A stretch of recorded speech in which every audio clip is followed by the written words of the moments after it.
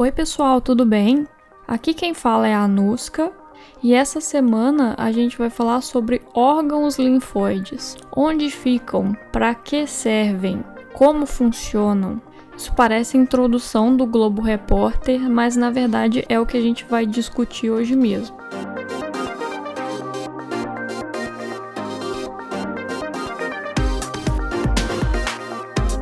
Esse assunto é extremamente importante, muito embora dificilmente na faculdade a gente vá ter uma aula só sobre isso, o que acaba gerando um monte de aluno que não sabe absolutamente nada sobre órgãos linfóides, alguns que sabem alguma outra coisa, mas não conseguem encaixar bem esses conhecimentos, e outros que vão entender melhor de tudo porque acabaram lendo nos livros e tendo uma compreensão mais adequada. Na aula de semana que vem a gente vai continuar falando sobre esse assunto, eu não vou esgotar ele aqui, porque senão a aula fica muito grande. A de semana passada já ficou enorme. Então vamos começar para a gente conseguir compreender como esses órgãos vão se encaixar na imunologia.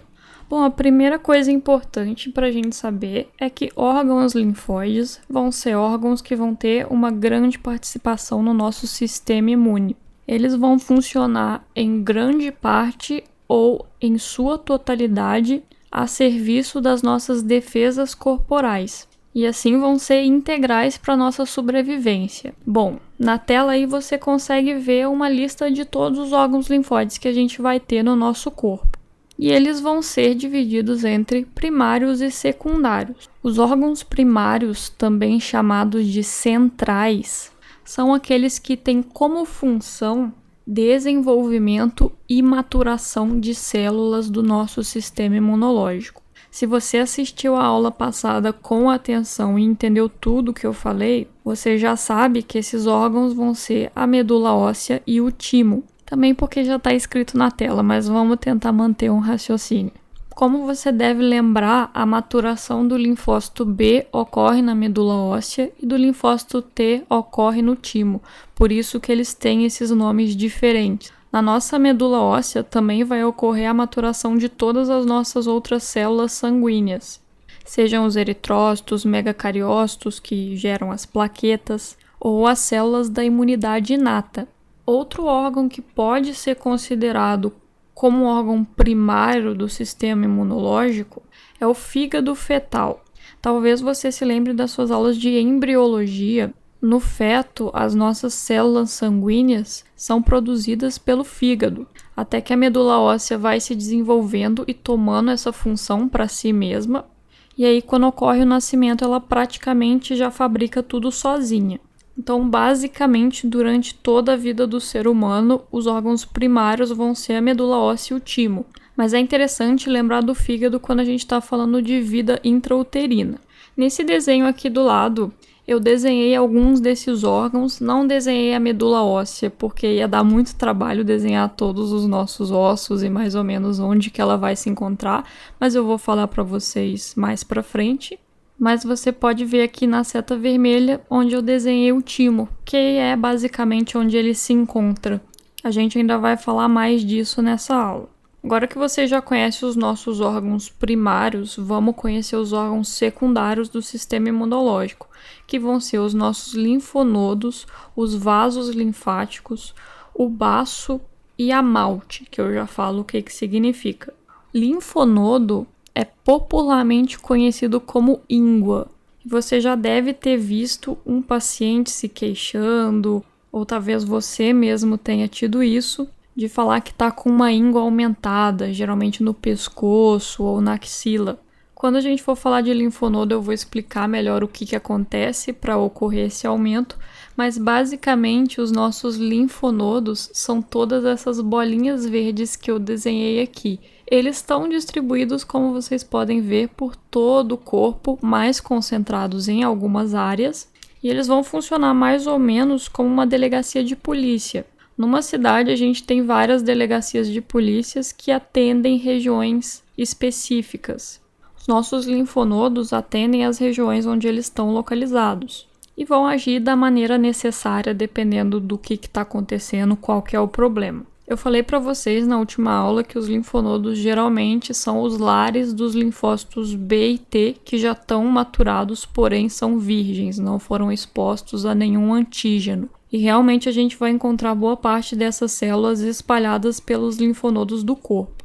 E para conectar todos esses linfonodos, a gente vai ter uma extensa rede de vasos chamada de vasos linfáticos, que são essas linhas que eu desenhei mais ou menos conectando todas as bolinhas que representam os linfonodos. A gente também vai discutir qual a diferença dos vasos linfáticos para outros vasos que a gente tem no nosso corpo, como as veias e artérias, e como que eles vão atuar para levar informações até os nossos linfonodos.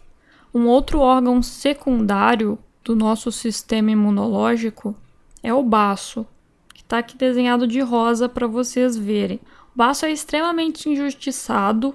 Muita gente acha que ele não serve para nada só porque a gente consegue viver sem um baço, mas na verdade ele tem um monte de funções e a gente também vai aprender quais são.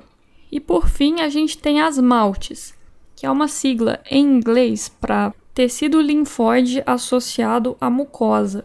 Todo lugar no nosso corpo que a gente tem uma porta de entrada, como por exemplo na nossa boca, no nosso trato gastrointestinal de maneira geral, no sistema respiratório, entre outros, a gente vai ter algumas ilhotas de tecido linfóide para reforçar as nossas defesas nesses locais e não deixar que nada passe. Afinal, são lugares onde coisas de fora estão entrando no nosso corpo e potencialmente trazendo patógenos junto a elas. Por isso a gente vai ter as MALTs. A gente vai falar quais tipos de malte existem, onde cada uma está localizada e mais alguns detalhes clínicos sobre elas. Como eu falei para vocês, os órgãos primários vão ser importantes para o desenvolvimento das nossas células do sistema imunológico, principalmente os linfócitos. Já a função principal dos órgãos secundários vai ser manter um ambiente adequado onde o nosso sistema imunológico possa funcionar de maneira correta. Na aula de hoje, a gente vai falar especificamente sobre os órgãos primários, ou seja, a medula óssea e o timo. Semana que vem a gente continua esse assunto falando sobre os órgãos secundários. Vamos começar falando sobre a medula óssea. Para início de conversa, lembre-se que medula é um termo que a gente usa para coisas que estão no meio, como se fosse o miolo de alguma coisa. E vai ser basicamente um termo usado para designar a porção mais central de algum órgão.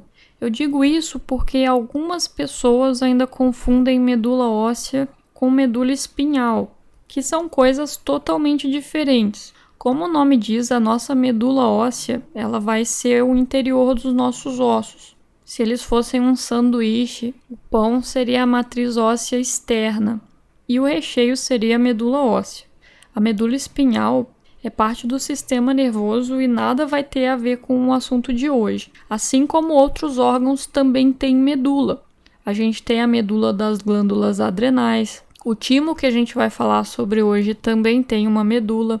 Então, basicamente, medula é um termo para designar a região mais central de um órgão. Para a maioria que escutou isso agora, é uma coisa bastante óbvia, mas é uma dúvida que muitas pessoas têm e às vezes têm um pouco de vergonha de perguntar, principalmente no início da faculdade, mas agora eu acho que já ficou bem claro para todo mundo. Então, continuando, falando sobre medula óssea, a gente sabe que a principal função dela é a hematopoese, que é a fabricação de novas células sanguíneas. A gente precisa de células sanguíneas durante a nossa vida inteira. Todas as nossas células sanguíneas vão ter uma data de validade, algumas muito rápido, outras vão durar vários anos, mas de qualquer forma elas precisam estar sempre sendo renovadas. Esse é o papel da medula óssea.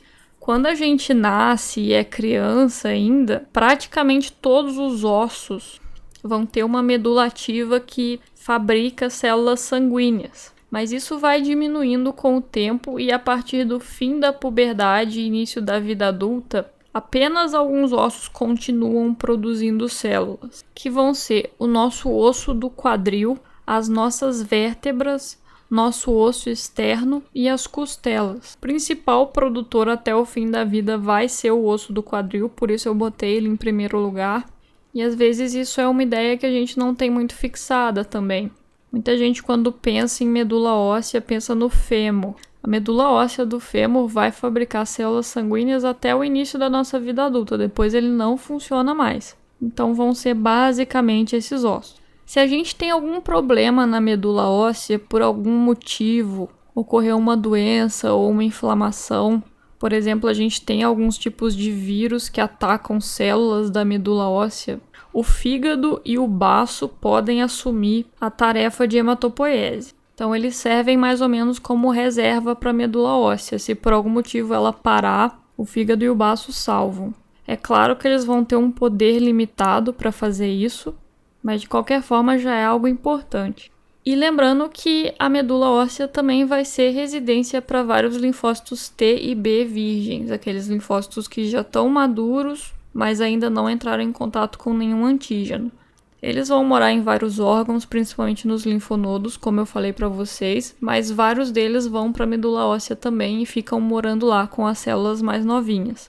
Então agora, para continuar nossa aula, a gente vai falar do timo, o outro órgão primário linfóide que a gente tem. O timo, como vocês já sabem de semana passada, vai ser o local de maturação dos linfócitos T e ele vai estar localizado no nosso mediastino superior anterior. Vocês lembram que o nosso mediastino é aquela região do nosso tórax localizada entre os nossos dois pulmões, onde a gente tem uma série de estruturas importantes e elas são meio que subdivididas por regiões. É pergunta clássica de prova de anatomia do primeiro ano, o que está em cada lugar do mediastino. Então você já sabe que o timo está localizado no mediastino superior anterior. Eu desenhei ele um pouquinho maior aqui para vocês, é um órgão bastante simplesinho, ele parece mais ou menos uma mariposa pousada de cabeça para baixo. Ele vai ter dois lobos, que vão ser basicamente o lobo esquerdo e o lobo direito. E na criança, ele é muito maior. Quando a gente nasce, ele já é bastante grande e ele continua grande durante toda a infância, medindo mais ou menos de 4 a 6 centímetros e chegando a pesar de 35 a 40 gramas. Às vezes ele é tão grande que a gente consegue ver ele pela radiografia. Quando faz radiografia de tórax de criança, você pode meio que ver uma imagem um pouco borrada entre os dois pulmões, mais superior que o coração. Isso aí é o timo e essa imagem que ele faz é chamada imagem vela de barco, porque parece uma vela de barco mesmo. Depois que a gente entra na puberdade, o timo começa a atrofiar. Ele vai sendo substituído por tecido adiposo, vai perdendo função e no idoso ele chega a pesar 6 gramas apenas. Sobre as células que a gente consegue encontrar no timo, a gente vai ter a presença de algumas células do nosso sistema imunológico, como macrófagos vão ser bastante importantes, mas de células mais diferentes que a gente só vai encontrar lá, a gente vai ter essas chamadas células reticulares epiteliais, que eu vou explicar os subtipos, como que cada uma funciona, e a gente também vai ter os timócitos, que é como a gente vai chamar os linfócitos T imaturos. Então agora toda vez que eu falar timócito, eu estou falando sobre um linfócito T imaturo, que ainda não completou o seu processo de maturação no timo. Ele está lá justamente para fazer isso. Para a gente entender como é que vai funcionar esse processo todo de maturação do linfócito T e também do funcionamento do timo em si, a gente precisa conhecer a microscopia dele. Só saber como ele é anatomicamente não faz muita diferença, até porque ele é um órgão bem simples. Primeiramente, é importante a gente saber que o timo é dividido entre córtex e medula. Como vocês estão vendo aqui, lembra que há alguns minutos eu falei que o timo tinha uma medula? Então, aqui está a medula do timo. Como você já sabe o significado dessa palavra, dá para entender que a medula é a parte mais central desse órgão e o córtex a parte mais externa. Essas células que eu desenhei de bege e de laranja vão ser as células reticulares epiteliais. Essas bolinhas roxas aqui são os linfócitos T ou timócitos. E perceba que no córtex a gente tem uma concentração bem maior deles do que na medula. Isso faz muita diferença quando a gente vai analisar o timo no microscópio. O córtex é muito mais corado do que a medula, justamente pelos núcleos dos timócitos. Essa bolinha rosa que eu desenhei aqui vai estar representando um macrófago. E aqui eu desenhei mais ou menos os capilares que a gente tem entrando no timo. Agora vamos entender mais sobre essas células reticulares epiteliais, como que elas vão atuar, qual que é o papel delas, porque basicamente macrófagos a gente já conhece. Eu vou falar um pouquinho mais específico desses aí do timo, mas vocês já sabem quem eles são. E os timócitos a gente já conhece também. Apareceram esses números aqui na tela e isso é porque a gente vai ter 6 tipos diferentes de células reticulares epiteliais. E o primeiro tipo vão ser as células responsáveis por isolar totalmente o córtex do timo. Essas aqui que eu desenhei em volta da cápsula e também em volta dos vasos. O córtex do timo é totalmente isolado porque a gente não quer que esses linfócitos T imaturos ou timócitos entrem em contato com antígenos do nosso sangue. Eles vão passar por testagens antes no timo, bem isolados do resto do corpo, e só depois vão poder entrar em contato com esses antígenos. Isso aí forma o que a gente chama de barreira hematotímica, que é muito semelhante à nossa barreira hematoencefálica, que não deixa qualquer coisa entrar em contato com o nosso sistema nervoso central. Aqui vai ser basicamente a mesma coisa. O segundo tipo de célula vão ser essas estrelinhas laranjas que eu desenhei aqui, parecendo células dendríticas. Essas células aqui, como vocês podem ver, fazem parte de uma região chamada córtex intermediário, que é mais esse meio aqui do córtex do timo. Elas vão ter alguns prolongamentos que vão ajudar mais ou menos a separar esses timócitos em ilhotas, não ficar todo mundo junto.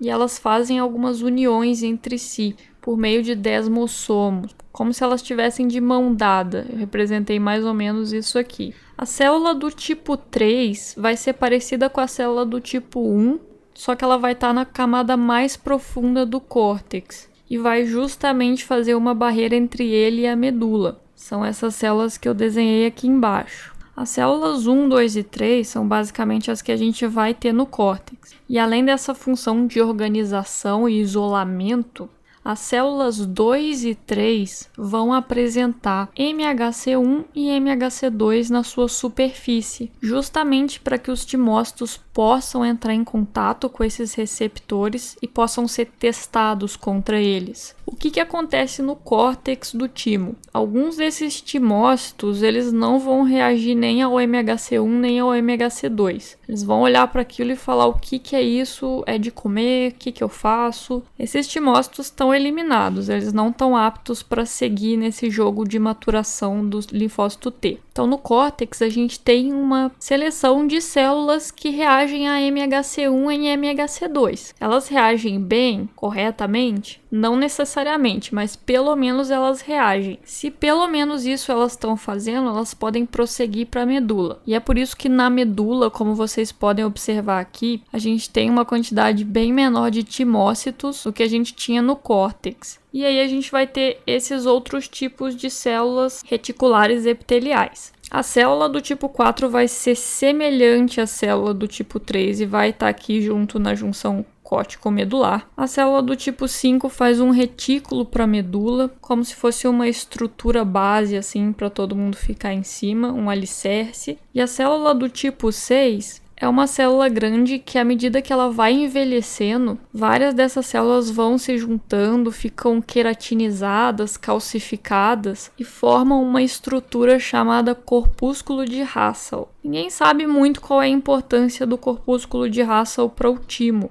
mas o que a gente sabe é que o número dessas estruturas só aumenta com o tempo, e uma grande presença delas está relacionada a algumas doenças autoimunes. Quando o linfócito T foi colocado na medula, ele passa por um segundo tipo de seleção. A seleção para ver se ele é autorreativo ou não. Então agora não importa mais se ele reage bem a MHC1 e MHC2. Se ele reage a alguma coisa própria, ele vai ser eliminado. Estima-se que nesse processo todo do córtex e da medula, 98% dos timócitos morrem e só 2% viram linfócitos T virgens. Então veja como é um processo bastante seletivo. Eu vou falar mais alguns detalhes sobre esse processo de seleção dos timócitos para vocês, agora que vocês já conhecem a estrutura do timo e como tudo vai funcionar. Lembra que eu falei para vocês que os linfócitos T vão se dividir em vários grupos, mas o mais importante que a gente tem são os linfócitos TCD4 ou helper e TCD8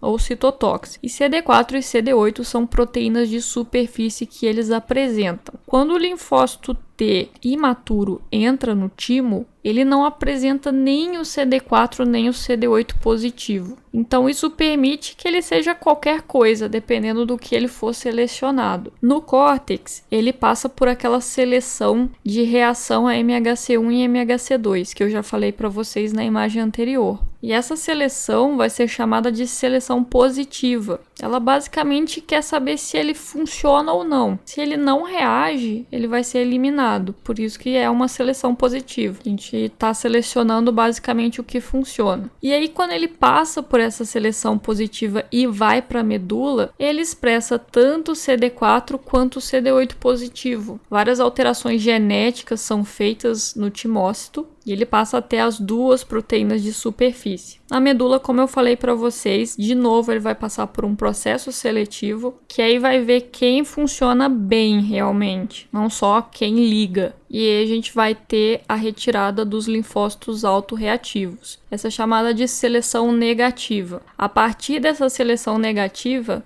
a gente já tem a diferenciação entre linfócitos CD4 e CD8, sendo que, obviamente, o CD4 vai ser positivo para CD4 e negativo para CD8.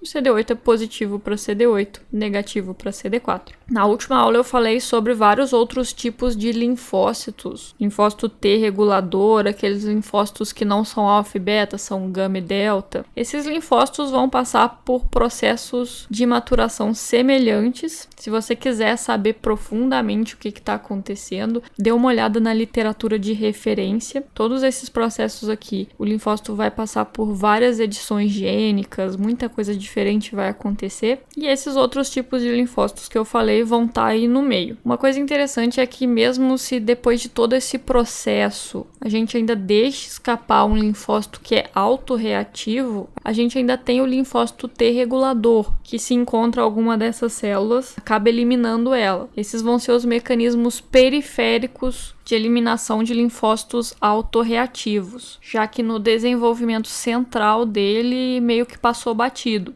Bom, agora que você já sabe a parte mais complicada do timo, que é como ocorre a maturação do linfócito T, a gente vai falar mais alguns detalhes sobre ele.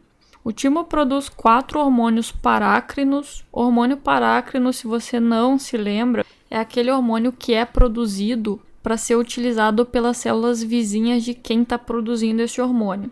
Então, basicamente, é um hormônio que o timo produz para o timo. Esses 4 hormônios vão ser a timosina, timopoetina, timulina e fator tímico, que eu deixei listado aí para vocês.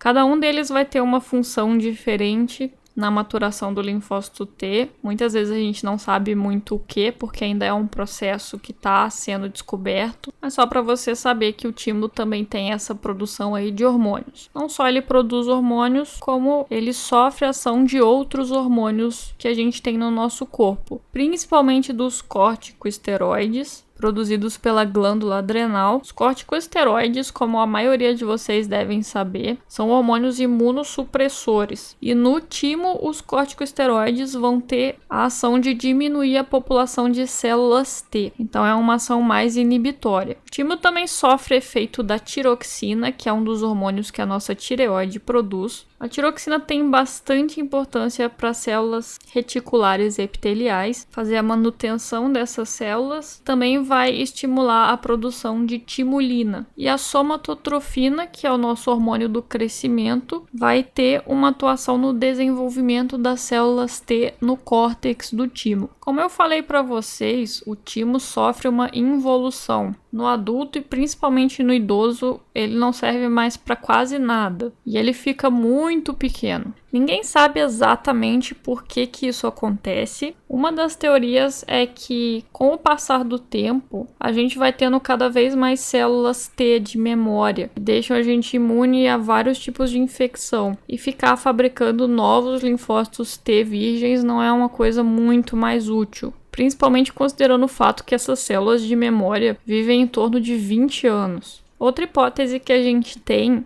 é que na natureza o ser humano não precisa viver muito mais do que 20, 30 anos para cumprir a sua função. Pode parecer absurdo quando eu tô falando assim, mas você precisa se lembrar que a natureza enxerga a gente como animais e não vê absolutamente nada do contexto social no qual a gente está inserido. Para a natureza, um humano de sucesso é um humano que nasceu, não morreu na infância, que é uma coisa muito comum quando a gente não tem nenhum tipo de suporte médico, chegou à puberdade e foi capaz de se reproduzir, conseguiu cuidar daquela criança, pelo menos enquanto ela não podia se defender sozinha, e depois disso tá tudo meio que certo. Para a natureza você já pode morrer, tá tudo bem. A natureza não acha que você tem que crescer, estudar, ter uma profissão, realizar os seus sonhos e morrer muito velho depois de uma vida bem satisfatória. A natureza não se interessa por nada disso. Então, do ponto de vista natural, um ser humano que acabou de entrar na puberdade e está entrando no seu período fértil já é capaz de ter filhotes, digamos assim. Ficar alguns anos viva para manter essa criança bem,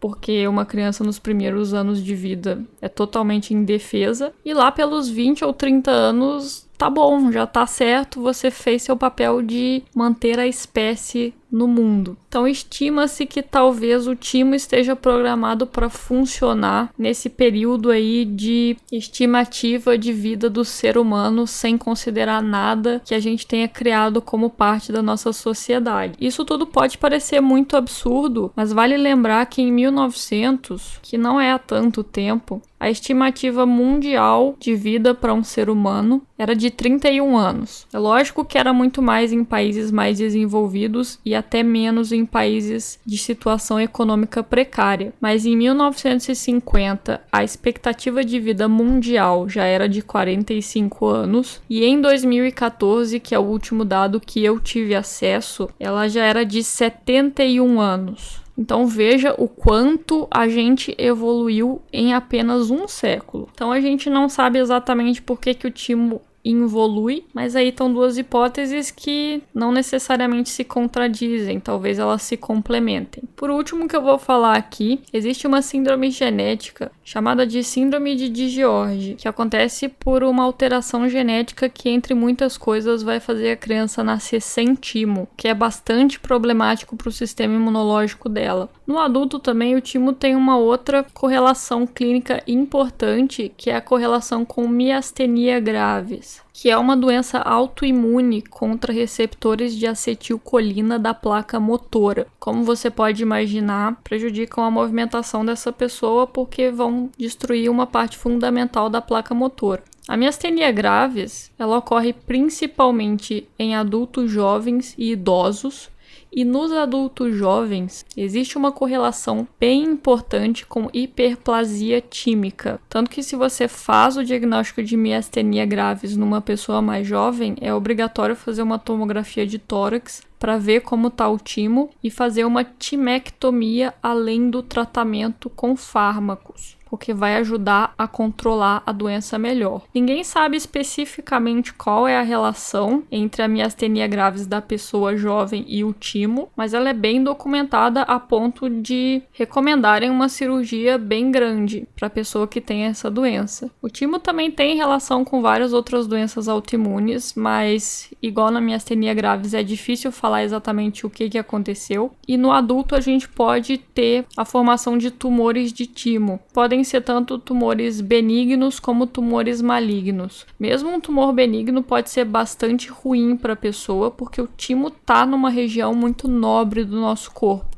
Se ele cresce muito e começa a esmagar o que está em volta, a gente pode ter sérios problemas, por exemplo, problemas circulatórios, por atrapalhar a veia cava, a aorta ou mesmo o nosso coração. Bom, essa era a aula de hoje. Semana que vem a gente vai falar sobre os órgãos secundários do sistema imunológico, que aí vai incluir, como eu já falei, todo o sistema linfático, os nossos linfonodos, o baço e a malte. Espero que vocês tenham gostado. Se você gosta dessas aulas e quer continuar acompanhando o nosso trabalho, não deixa de se inscrever no nosso canal. E se você quiser receber notificações de quando sai vídeo novo, é só apertar esse sininho que tá aí embaixo. Deixa nos comentários a sua opinião sobre essa aula, o que vocês acharam. E se você é muito fã do nosso trabalho e quer ajudar a gente, você pode virar nosso patrono ou patronesse no Patreon. O link tá aí na descrição, mas basicamente você faz uma doação mensal pra gente. Tem desde valores bem baixinhos até valores mais altos, e dependendo do quanto você tá doando, a gente te recompensa de alguma maneira.